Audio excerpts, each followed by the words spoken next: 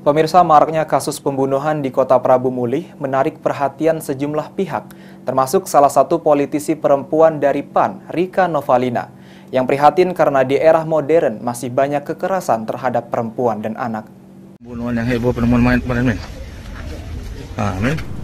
Sebulan terakhir marak kasus kekerasan terhadap perempuan dan anak di Prabu Mulih dan menjadi perhatian serius banyak kalangan.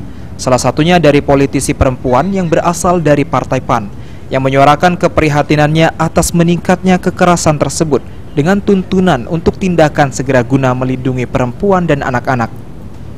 Menurut Rika Novalina, di era modern seperti sekarang, seharusnya tindak kekerasan terhadap perempuan dan anak bisa dihindari dengan melakukan konseling ke Pusat Pelayanan Terpadu, Pemberdayaan Perempuan dan Perlindungan Anak.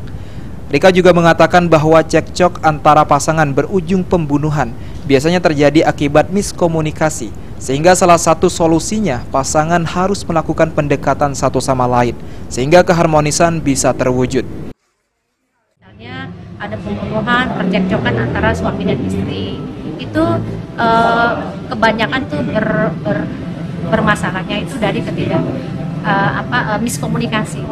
Nah, jadi miskomunikasi ini memang benar-benar harus benar-benar di dalam rumah tangga itu harus benar-benar harus pendekatan satu sama lain antara suami dan istri, ataupun juga kedekatan daripada keluarga-keluarga terdekat. Sementara itu, Kepala Dinas PPKB PPPA Kota Prabu Mulih, Eti Agustina, menghimbau kepada pasangan yang sudah berumah tangga agar selesaikan persoalan rumah tangga sejak dini, dengan menyampaikan persoalan tersebut ke orang, tempat, dan waktu yang tepat.